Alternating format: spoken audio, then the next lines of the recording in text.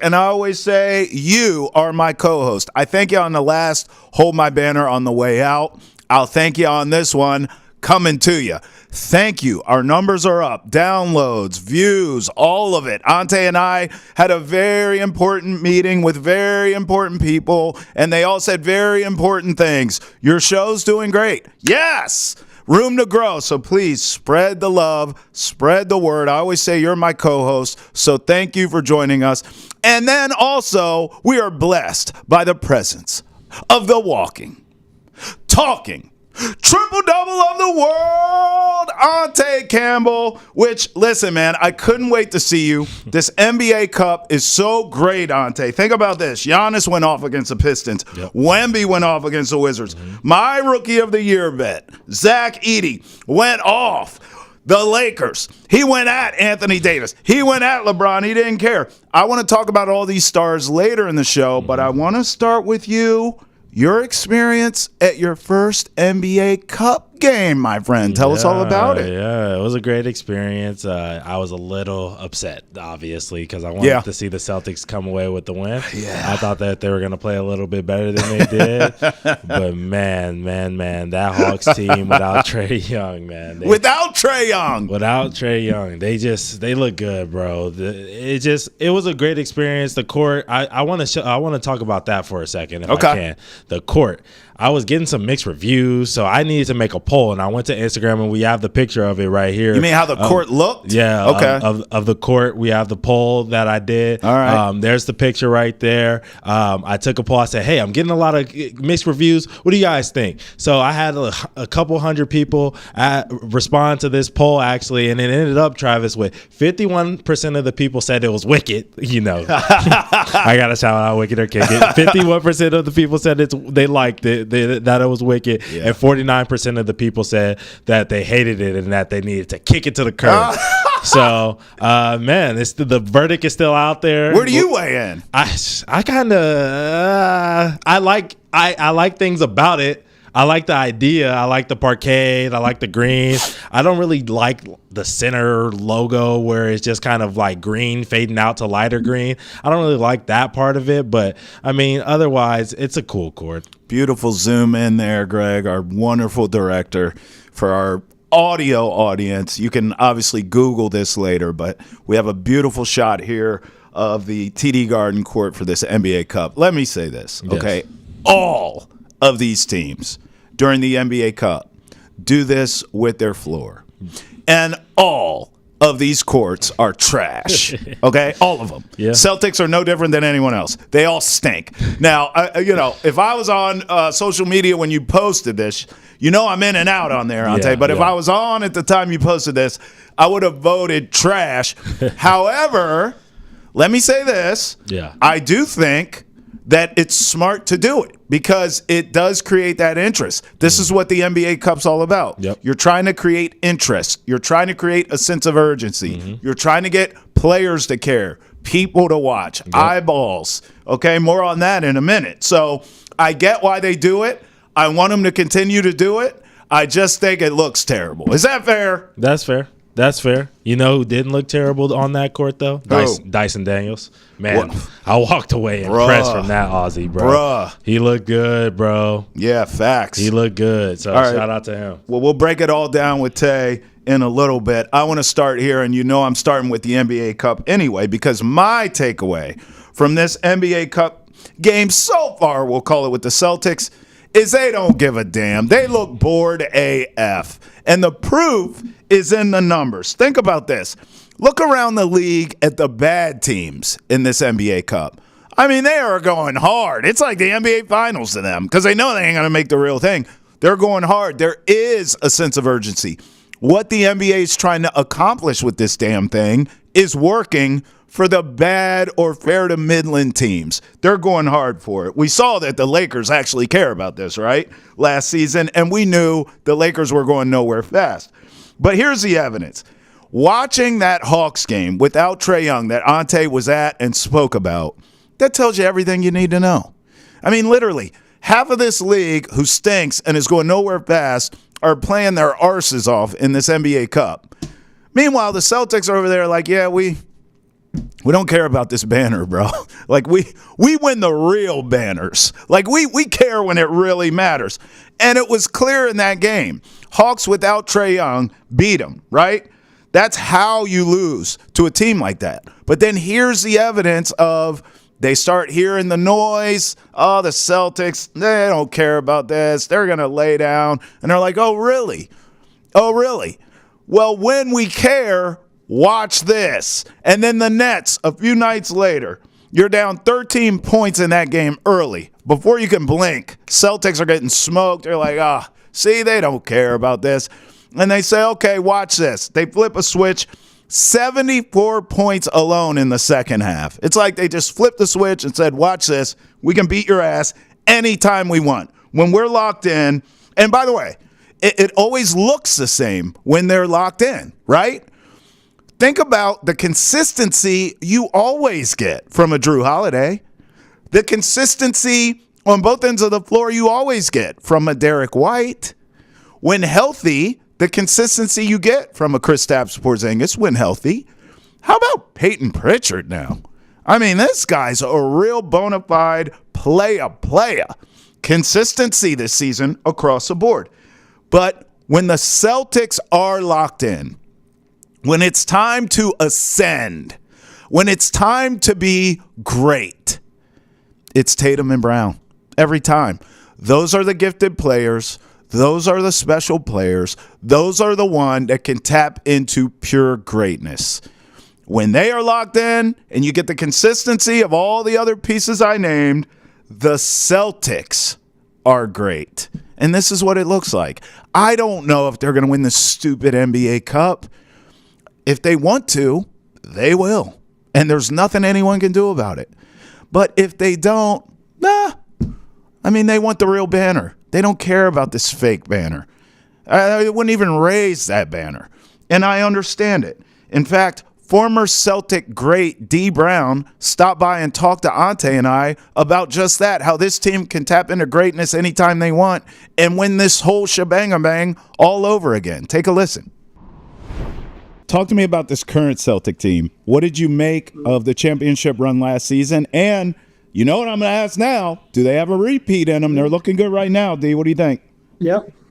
I mean, I'd love – you listen, anytime the Celtics win a championship, that's great for basketball. Yeah. You know, because of history, and we got one more than the Lakers.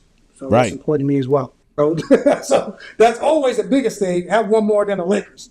And then just to see those young guys, Jayson and Jaylen kind of, come together the way I knew they would be.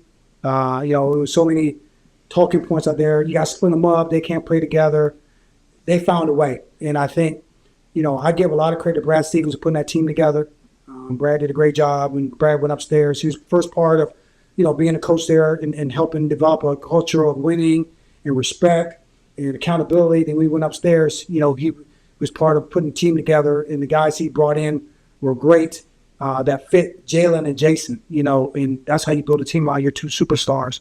And it was great to see those guys do that. And then obviously, you hate for the incident to happen, but for Joe to get the job and all of a sudden take his lumps his first year, the next year come out swinging and really grasp who those guys were.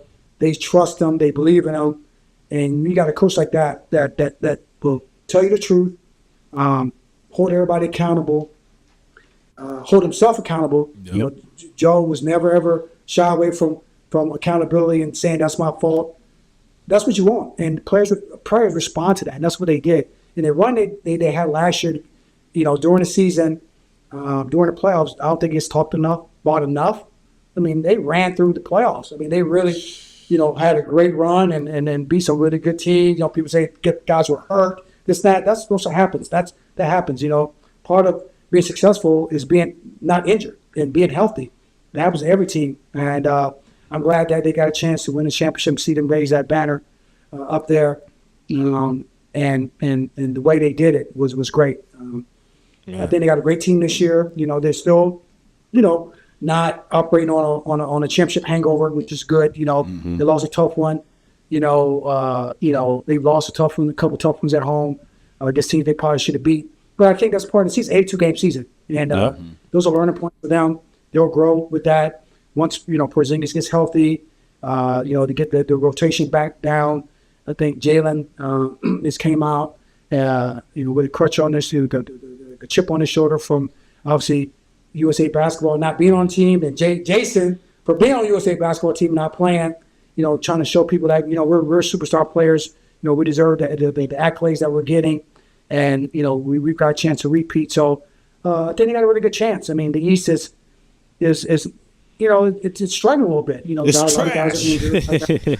Yeah. I'm not gonna say that word, but it's struggling. You might think it's like two teams over 500. Right. In the Eastern Conference, everybody else is 500 below. Oh, yeah. So it's tough, and you got all these teams, building their teams to beat the Celtics. If the Celtics don't beat themselves to stay healthy, stay locked in and focused, and obviously Jaylen and Jayson can, D. White and Drew Holiday keep growing together. They got a chance to repeat. And that the last thing I want to say on that, going back to Brad, you never see a team not just keep their core, but keep all their role players. Role players always, they try to leave, get paid. You actually want a championship, want to get money. And the Celtics didn't have a problem rewarding those guys as well. We're going to pay the luxury tax. I know it's going to cost a lot of money, but if this is what the fans want, they want a championship. We want a championship. We want to win another one. Let's keep this core group together. Let's keep the bench together. And you can see how that cohesiveness and the way they care about each other, it shows. And that's how you get to 82 games and to the playoffs, when you get guys that are all on the same page from day one, and they got basically the same group back with a couple additions to try to make a run again for another championship.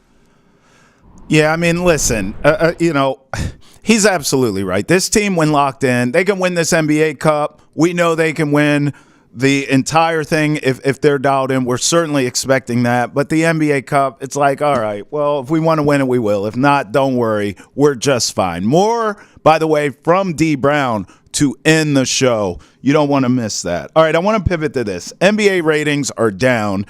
And I have a theory as to why. So does Shaquille O'Neal. So I want to read you this quote right now. Here are the numbers, though. ESPN ratings for the NBA are down 27%. TNT is down 16%. Here's what Shaq is saying why he thinks the ratings are down. Quote, I have a theory that the ratings are down because we're looking at the same thing. Everyone's running the same plays. I don't mind Golden State back in the day shooting threes, but every team is not a three-point shooter.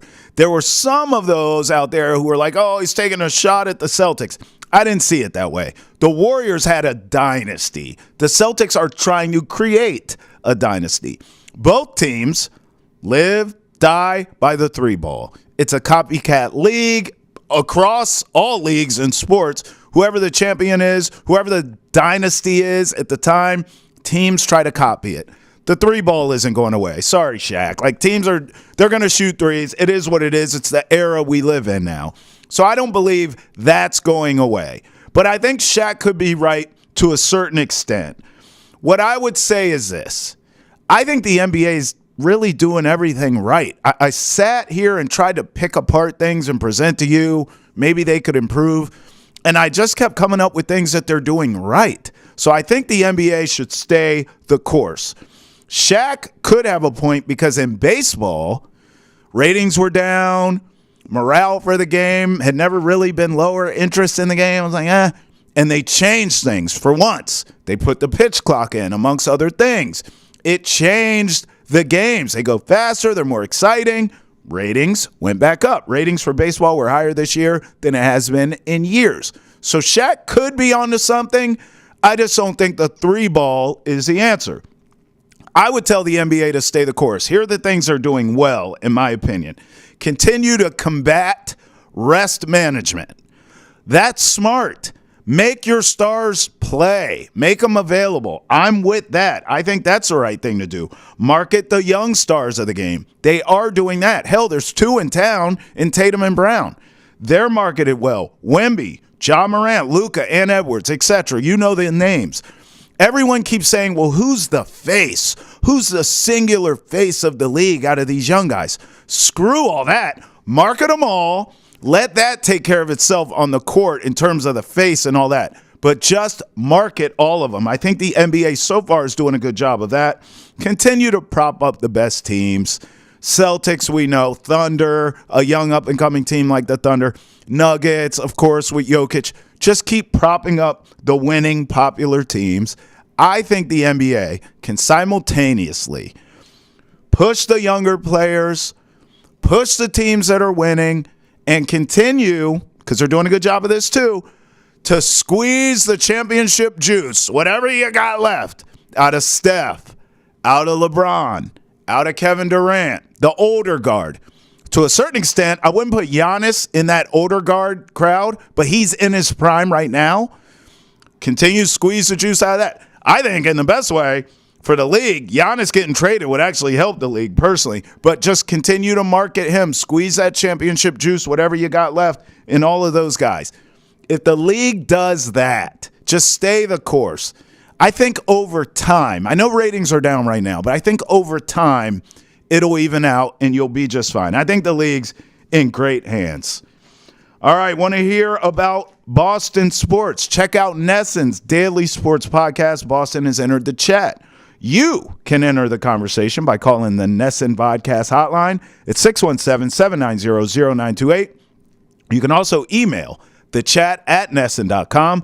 Boston has entered the chat, is available on YouTube, Spotify, Apple, Amazon, and wherever else podcasts are found.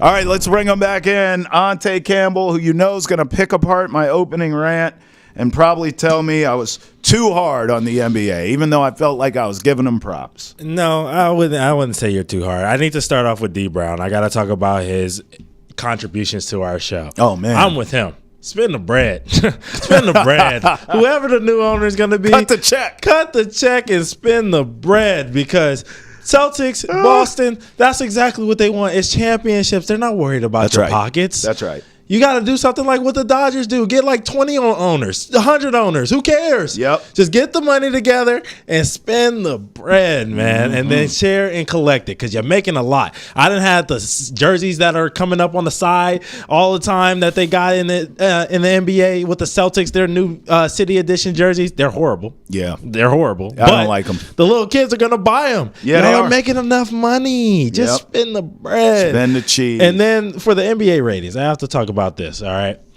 I'm with you. I understand that we have to stay the course. I understand what Shaq's saying, that the play style is not congruent to what made the NBA what it is, right? Yep. I said it on past episodes, like the highlight dunk needs to come back bad. Yeah. And I think that Shaq has some validity in his argument. You know, people are probably tired of watching dudes run around and chuck up threes. It's not super interesting, right? I can say that.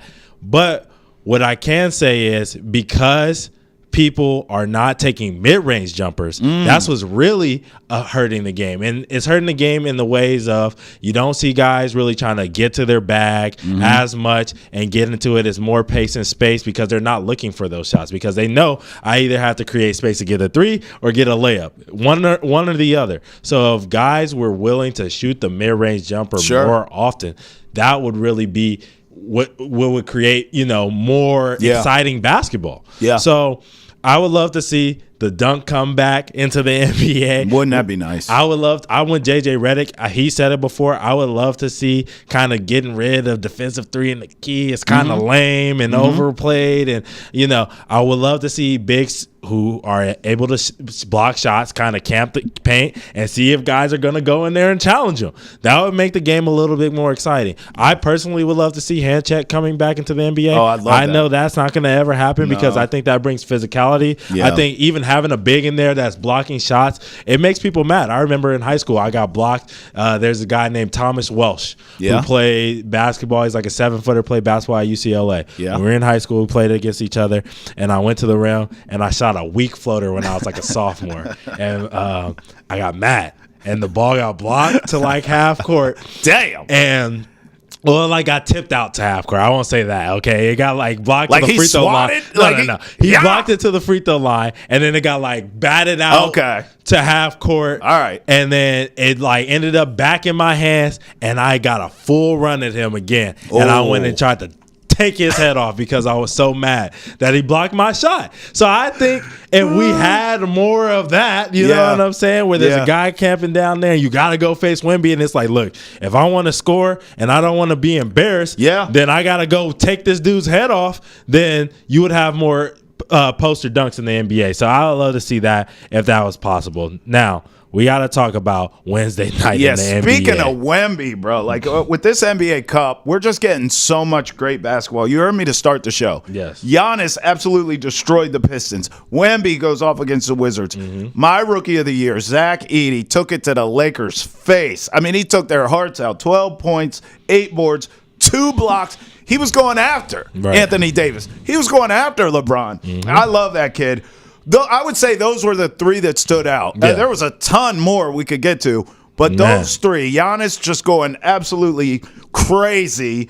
Obviously, Wemby, you know what I think of him. Mm-hmm. I remember on the last banner, we had some anonymous scout or some idiot face saying that Wemby's offensive game was trash.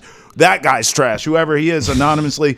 And Zach Edey, I told you when he was at Purdue that his game would translate to this league. You did. Then he goes to Memphis. I was like, man, he might be a little slow for Memphis. Then I watched Summer League. I said, nope, I'm placing a bet now. He's my rookie of the year. I'm going to hit that bet, Ante. You are. You might. I mean, Jared McCain also went crazy on Wednesday night. Yeah. And he's now one of the betting favorites to win rookie of the year because he's just been carrying with that lowly, awful 76ers team that can't stay healthy to save their life. He was going crazy. So shout out to Jared McCain. He had a big game. But yeah, bro, the ones that kind of stick out to me was Cat. Cat went nuts. Cat went crazy. Because you already talked about Giannis and Wemby. Yeah. And I'll come back to Giannis. Wemby, 42 points since that scout said what he said, by the way. Averaging 42 points a game. Scout. Averaging 42 since he said that. I'm coming back to Giannis. Cat, huge game. They lost, so he was out there still shooting free throws with his ripped up jersey. He had a 46 piece or something like that. He was killing. LeBron, old man James, with back-to-back triple doubles. Yes, sir. He's going crazy, and then Donovan Mitchell and Jayson Tatum both missing triple doubles by one stat. Yep. Tatum missed by 1 rebound, and then Donovan Mitchell apologized to Cavs Nation because he missed it by 1 assist, and he was supposedly stat chasing, and that's why they didn't close the game out earlier against the 76ers. So he apologized to Cavs Nation for that. Now, back to Giannis. Man. Apologize to me right now, Travis. For what? Because I told everybody, right? I've been on this. I was an early adopter to this, and I'm wrong all the time. But this is one of those moments when I was right, Travis. What? I said be scared to play the Pistons because they're not an easy out. They're a tough out every single night that you get them. And I told everybody, and you laughed at me then. Then I came back on the last episode of Banner, and I told everybody, oh, you should make sure to watch Pistons versus Bucks because, man, these are 2 teams desperate for a win, desperate to try to figure out, and you're going to have desperation basketball, and it's going to be great. K gave you 35 and 11, excuse me. Giannis gave you 59. Overtime game, 127, 120. Travis, what more can you ask for in a league pass game? I'm giving you gems. You want gems? I got them for you. You're right. I tell you what. So apologize. I would like to take this time here on Hold My Banner to apologize to our audience for the competitive spirit and the petty nature of one Ante Campbell. You must understand, he balled on the hard streets of Inglewood. I mean, he came up balling against the best of the best, okay? Then he goes to Fresno State. Then he goes to UTEP. I mean, you heard the stories the guy's telling. He's getting his shot blocked. Then he's getting it. Then he's challenging who blocked it. He's going right at him, okay? And he is trying to take their soul when he dunks on him. This is who Ante is. So I apologize to the audience. I know you're laughing with me about the Pistons, but Ante is so competitive and so petty that he can't let it go. The Pistons suck. Okay, congratulations. You're right. They're a tough out. You want a cookie? They ain't winning nothing. They ain't winning nothing. They did. And we ain't talking about it because Coach Spo gave them a win the other night. That is true. Doing the Chris Webber That John, is true. calling the timeout without him. That is after true. Bam got back, didn't get back on the back screen and gave up a lob dunk to Jaylen Durant off the inbounds. So now the game tied, and coach lose the game for you because he want to call timeout when he don't have one. I can't argue that at all. You know what? From Simone Biles to Caitlin Clark to all the top stories in sports, we've got you covered on Nesson's Women in Sports podcast, Respect Her Game. You can find it on YouTube, Spotify, Apple, Amazon, and wherever else you get your podcast. All right, time for a kinder, gentler Hold My Banner. Uh-oh. And my favorite segment of this fine program, Wicked or Kick It, Yes, where we sir. judge NBA player drip, and we judge it hard. Is it wicked, or are we kicking it? Who we got? So first, we got a guy who's been hooping, and we've been talking about him a lot lately Who? because he's been balling. Darius Garland. Oh, I like this. Of the Cleveland Cavaliers. Shout out to the Cleveland Cavaliers, 13-0. We will see y'all on Tuesday. Facts. Travis, how do you feel about this fit? And shout out to League Fits for these pictures. Yeah, man. shout out to League Fits. We use you guys a lot, and we shout you out every time. If there's someone over there who wants to come on the program, please bring it on. I really like this. I would wear this. Greg, take this full. This is a grown man outfit. And I'll tell you my favorite thing about this outfit, right? So, this is what I wear, Tay. Give me a nice button-up shirt, grown man. I'm not wearing the tie, but I respect the tie. A nice coat there, little jacket action. It's stylish. The shoes and the jeans are what I really admire. Just give me this is a grown-up outfit right here. And I think this outfit matches what we're seeing from Darius Garland. He is more mature since Kenny Atkinson has arrived. He is more efficient. He is playing better than he has in the past. He is maturing. He is entering his prime. That's this outfit to me. This is wicked right here. And then look at this. He's got the shoes that he's going to hoop in his hands. No, I'm not wearing sneakers with this. I'm going to wear some grown man joints. I don't love the bag, but it's designer. I respect it. Got the Louis V with the red. Yeah, I respect it. This is wicked. Yeah, so for our listening audience, he has a nice jacket on top of a nice white button-down Simple. shirt, tie, sunglasses, black sunglasses, jeans Simple. with the boots at the bottom. I like this fit as well, Travis. I'm with you. It reminds me of this. Drip too hard, stand too close, Hey! you don't run down off Gun this his way. way.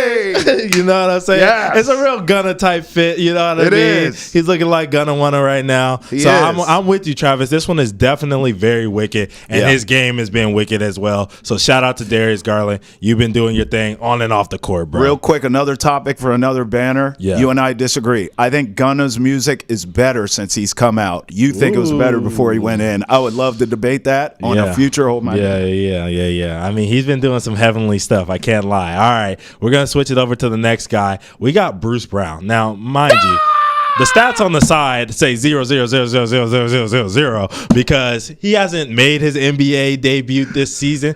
So, Travis, what do you think about this fit from Bruce Brown? I think him and Jack Daniels got a history. This is giving me Old Town Road vibes. This is country as hell. Look, I mean, yeah, I'm going to kick it. I was about to defend it and say, he's going with a look here. Greg, please. Yeah, thank you. This is just, I mean, what are we doing here? Are you going to smoke a pack? Are you going to smoke a pack and go horseback riding off into the sunset? What is going on here? I can't get behind this. It's too Old Town Road. It's too Shabuzi. It's too much. As soon as the game over, I guarantee he's going line dancing. I can't do this. It's not for me. I respect it, but I'm kicking it all the way back to the country roads it came from. Yeah, he's got, so for our listening audience, once again, he's got the cowboy hat at the top.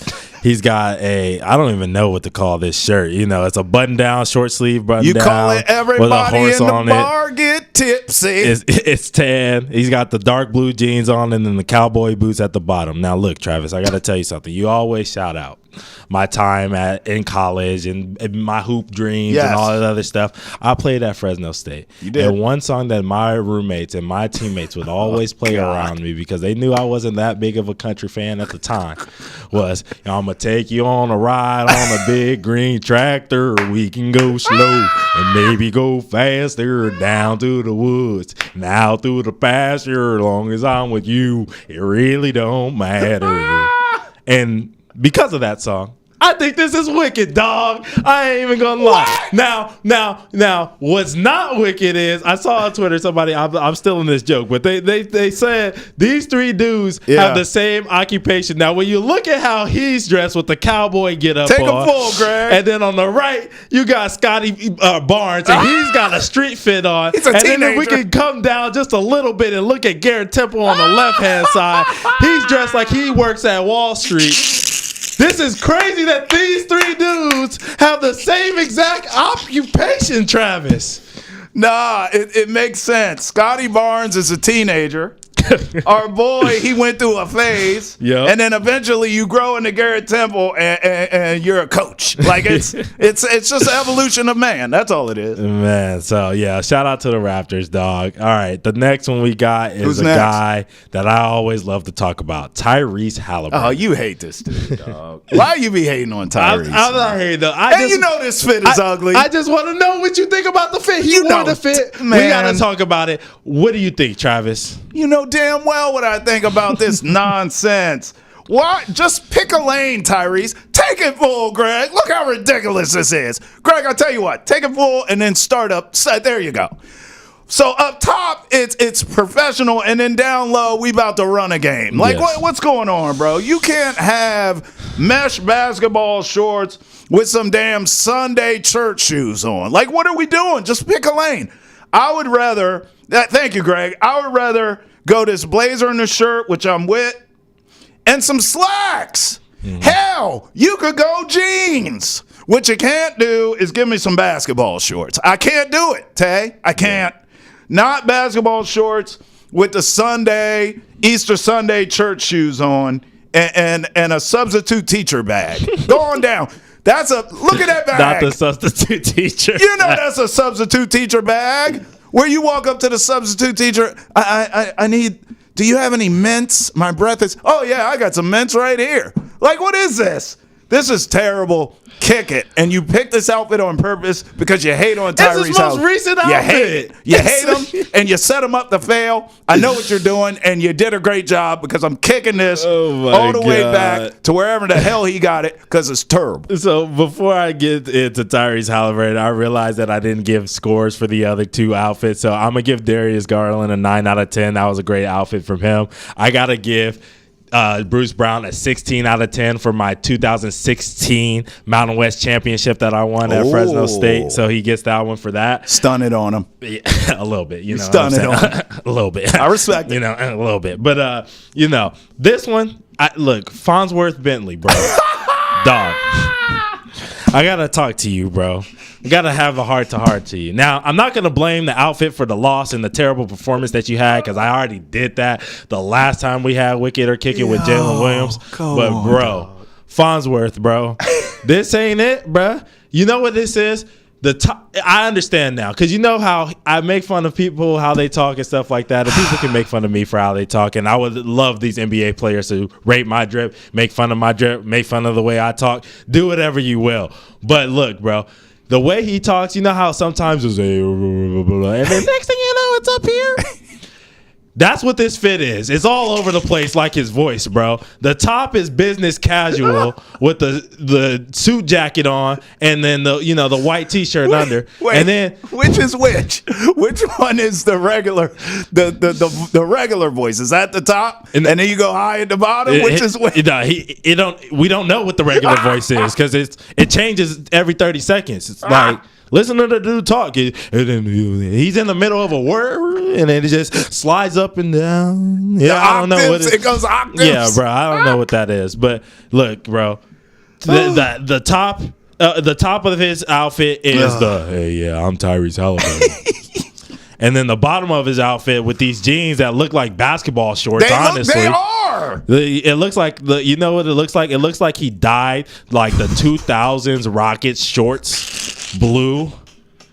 They got like the stripe that comes down, that weird white stripe that the Rockets had back in the day. Oh my god! He's got those, but he dyed them blue, and he got him some jean material on it. And so that's the bottom, and it is when he started talking like this. And yeah, bro. And then he's got black socks with the white shirt on. I don't know why he has black socks with the white. None of this goes what together. about the church shoes? You can't wear basketball. He loves the church shoes. You can't wear and basketball stop wearing those shorts. glasses, bro. You don't need them. Stop lying to us. You don't need them. Greg, no, I'm just playing. I wear glasses too, so I don't wear them on the show. Every once in a while, I'll wear some blue lights, but I understand the contacts, gang. But Tyrese, I don't have no problems with you, dog. I love you, actually. I just wish that you could be as good as what people think you are. Greg, if you can zoom in that much, give me a shot of the knees, because I'm willing to bet they ashy. Ante, you can't wear this. Look at that. You can't wear this outfit where it's business up top, basketball shorts, Easter church Sunday dress shoes with dress socks, and then your knees is ashy. You know you need some cocoa butter. Yeah, you do. All right, we can't keep doing Tyrese we could. like this. We gotta move on, bro. Let's talk hoops again. Let's go back to talking hoops. I need to know your NBA League Pass game for the weekend that you think people should tune in to. Look no further than tonight. Lakers at Spurs. Bro, Wemby versus AD is must-see TV. Mm-hmm. Every time. The Brow, Anthony Davis. Yes. And I can't call him a freak because I guess Giannis has that taken. Yeah, he's the alien. The alien. Every time the alien and the Brow go at it. It's must-see TV. Yeah. And they have bested each other. I feel like Anthony Davis has got to him more, but Wemby has got to him too. It's like a heavyweight fight. And clearly the Lakers care about the stupid NBA Cup, right? Yes, they care. They care. So this will be a spirited game tonight. I can't wait to watch that matchup. And who comes out on top? My gut says the Lakers, but Wemby balls out. That's what my gut says. So that's a game I have. Who you got? Yeah. I think the Lakers are going to get that one too. I think you're right. I'm super excited to watch that game. I was a little mad that you stole it from me because with all this Bronny talk about him being in the G League and now playing road games. I know we didn't get into that much, but thank God, that's crazy. So I want to see what the media is talking about with him on the bench and all this other stuff or whatever. Yeah. And Wemby, man, like I said, 42 points a game since that NBA scout said what he said. So it's must-see TV, but I had a game that I had to go back to. Now it's a rematch. If you pick the Pistons, I'm walking off. No. All right.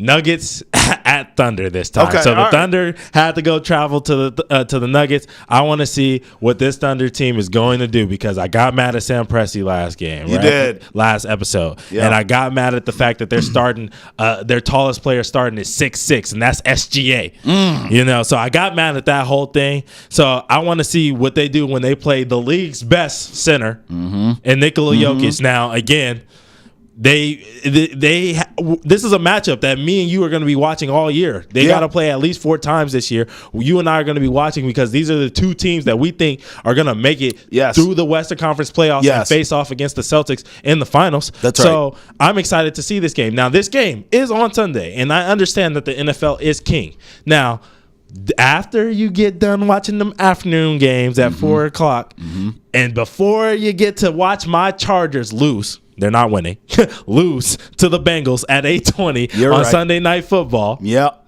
You have an opportunity to sneak in a little basketball at 7 p.m. Just a little something. And watch SGA versus Jokic. Yeah. Two guys who are going to be fighting at the end of the season for MVP, along with our guy Tatum here, along with Giannis, along with Luka, along with the same usual cast of characters. They get to battle it out. I shouldn't have to tell you anymore. Facts. What more can you ask for? Watch this game at least for a little bit before that Chargers-Bengals game gets exciting. Beautifully said. I mean, you got to listen to Ante. He ran point guard. He just gave you dimes. He's throwing up lobs for you to throw it down, okay? So good on you, and thank God, the most important part of everything he said, he didn't pick the Pistons again. The Red Sox offseason, though, is heating up, and the rumors are starting to swirl. We know you have a lot of questions about the Sox future, so we asked the players, coaches, executives, and alumni those exact same questions on Nesson's Baseball Podcast, 310 to Left. You can find it on YouTube, Spotify, Apple, Amazon, and wherever else you get your podcast.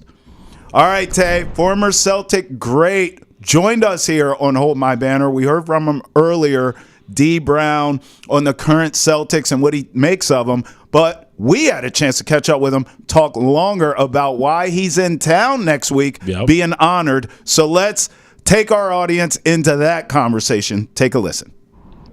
Congratulations on your Basketball Legacy Award with the Tradition at the Sports Museum.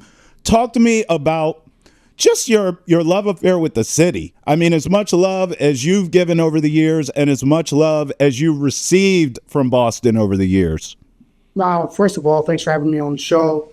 Very, very humbled, honored to be able to receive the award at the Tradition for the Sports Museum. You know, all the names that's been in there inducted before me and gotten the Basketball Legacy Awards, and, you know, going in with other great players that played in New England is also obviously an honor as well. But, you know, the love for Boston is real. You know, first time away from home was in Boston.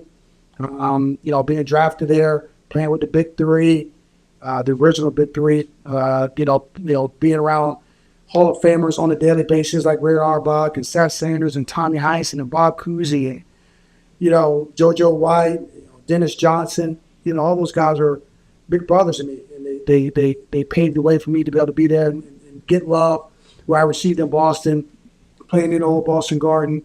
You know, playing with, you know, all the great players I played with and coaches I got a chance to be around. But it's about the city. You know, I love Boston. I still got family up there. My wife's from Cambridge, Massachusetts, went to Ridge and Latin and went to AIC and played basketball. So I still have a close bond to the area of Boston. So, you know, it's still, you know, to me, you know, basically my second home. Yeah, you talk about the love for Boston. I want to know, how did playing for a historic franchise like the Celtics shape your career on and off the court, man? Well, I think the biggest thing was I was a student of the game. So I remember watching when I was younger, watching the Celtics Lakers on CBS with Tommy Heinsohn was doing the calls. And I was more of a, it was funny, everybody thought I was going to be a Lakers fan. I was more of a Celtics fan because I loved the way they played, you know, the team basketball, the passing, the cutting. Even though I was an athletic person, then that's what Showtime was in L.A., I loved the fundamental part of the game. So I was a big student. So I remember when I visited Boston, you know, during getting prepared for the draft, I got a chance to spend a lot of time with Red Auerbach and talk to him in his office, which is basically a sports museum in its own right. He had so much stuff in there, and I was in awe. And that was like, this is the place I wanted to be. Obviously, I had no control over that. You know, I was slated to go, you know, higher, and I could have dropped to lower. But I think I had a real connection with the city when I got a chance to spend time with Red for at least a few hours. And we just talked basketball the whole time, history. He was very, very impressed with my, you know, love of not just the game, but the history of the Celtics. So when I got drafted, you know, to be there to play with the veteran guys who won championships, played in the old Garden, to be around guys who've won championships, it molded me because I didn't realize how hard it was to win not just a game in the NBA, but win a championship. Because you're always saying in Boston, we don't hang division banners in Boston. We hang championship banners in Boston. Yeah. And I knew that from day one. You know, we won a division championship, but there wasn't no banners in there for that. We won championships. So I got a chance to be around that atmosphere, what hard work was, what to be professional was. You know, Larry, Kevin, and Chief and DJ were all different types of leaders to me. Larry showed me how hard it was to work. Yeah, I thought I was working hard until I saw Larry Bird work hard. I thought I was having fun playing the game until I saw Kevin McHale, how much he had fun playing the game and how he took it serious, but he enjoyed the other parts of his life. And with Robert and DJ, they taught me how to be professional, how to dress for the games. I was wearing suits my rookie year because Robert and DJ say, listen, you're professional. You wear suits to the game. We don't wear sweatpants. We don't wear, casual clothing. You're a pro, so you're going to dress like a pro. So those things that I got from them, I try to use as I got older in the league and played for different teams after I left the Celtics and being in their front office. Those kind of mentorship things, passing forward to younger guys, I thought those things are very important that I got to learn from day one when I stepped in Boston. I'm not going to lie, D. I miss the old school suited and booted. I mean, some of the outfits that these cats wear to these games now, don't even get me started. But look, man, the fan in me can't just let you keep just throwing these legendary names out there and not give me some stories, dog. Whether you give me an old Garden story or any of the legends, you name it. But I tell you what we need. We need a Larry Bird story. I know some of them you can't tell on TV, but you got to give us something, man. I need a Larry. I need some legendary stories. I need some old Garden stories. Give us something, man. Man, I mean, there's so many stories. You experience so much with those guys, and again, they're like rock stars when we travel. My rookie year, we're still traveling commercial, so we're still, flying, commercial flights. They're sitting in first class. I was sitting in coach. I was getting bags, taking bags to their rooms, picking up their laundries, things like that, like we're supposed to do. For Hall of Fame players and for your veteran guys. But I think that the story with Larry is that he would shoot with me after practice every day. And not that was part of my rookie duty, but I wanted to be better, so I wanted to be around Larry as much as I could. And we would literally shoot for hours and hours after practices. And we would shoot for money. And I didn't have a lot back then, but I thought I was a good shooter. And Larry, listen, hey, we're going to shoot. Yeah, I remember this is 1990, 91, $100 a shot. Okay, yeah, ain't no big deal. You know what? I can make a little extra money if I can beat Larry Bird in shooting. And, I will go up and then I will go down a lot during the course of the year. So during the course of the season, I kind of got in the hole a little bit. So I said, you know what? I'm going to write you a check. And I wrote him a check. I ain't going to say how much. And I gave it to him. So the season goes on. We're still shooting. I'm still doing it just because I want to be better. And then at the end of the season, Larry gave me my check back. He never cashed a check. He was like, listen, this is for you being like wanting to absorb information. You wanting to be a pro. You shooting after practice with me, chasing rebounds down, and he never cashed a check. And to me, I felt that I earned his respect. Listen, yeah, if you'd have gave me a check, I'd probably cash it. I was a rookie. I didn't have money like that. So, but for him not to do that was amazing. I try to beat him at practice every day, never did. No matter how early I got there, I could never beat Larry Bird practice. And you hear those stories about that. It's true. If he wanted to be the first at practice, no matter who it was, a rookie, a 10-day guy, a guy on the injured reserve list, he was that professional. So, the stories you hear about Larry, just him talking mess at the benches, why you got this guy guarding me? I heard those stories, and was sitting there like, man, he really talking crazy to the bench like that. And he did. And he was serious. You can't have these people guard me. I'm the coldest white dude in the building. Y'all are crazy. And he's about as good as they get as far as trash talking, but also a professional and doing things the right way. I got a chance to be around that for a couple of years.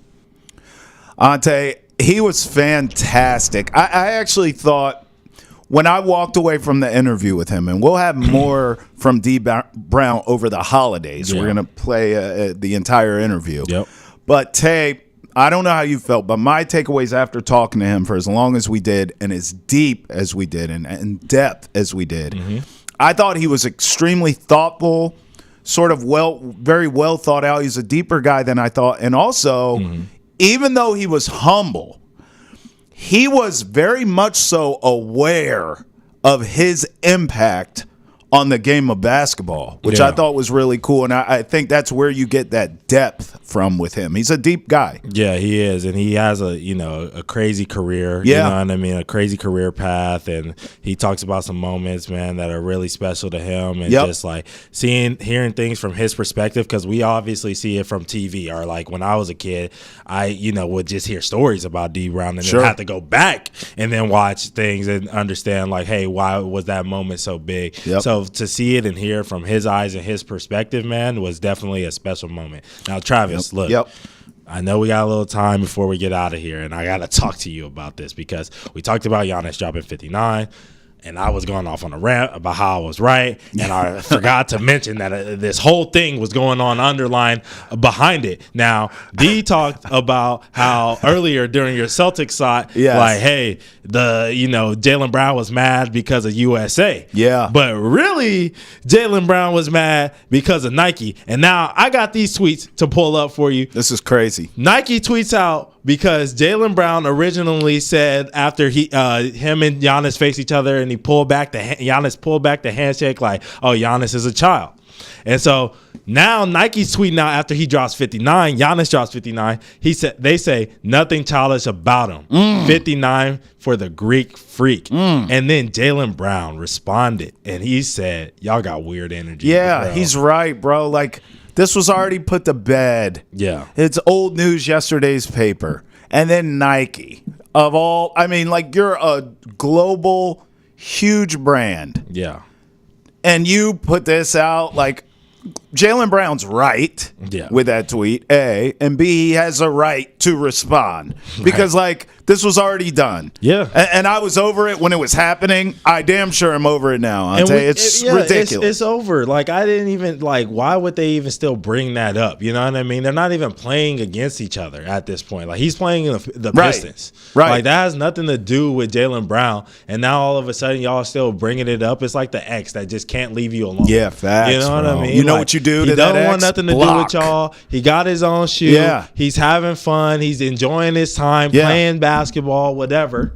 He also beat Giannis. So, like, what are we talking about, Nike? He Like, sunned Giannis. bro. It's lame. He sunned Giannis. He did. And by the way, just like the ex that won't leave you alone, you know what you do? Block him. Yeah. And you move on with your life. That's what Exactly. Jaylen Brown needs to do is block Nike. Hey, we'll never block you, and we certainly hope you don't block us here on Hold My Banner. For Travis Thomas and Ante Campbell, special thanks to Dee Brown, by the way. Yes, sir. Hey, thank you all for rolling with us here on Hold My Banner. Till next time when we ask you to hold it again, baby. Peace. Deuces.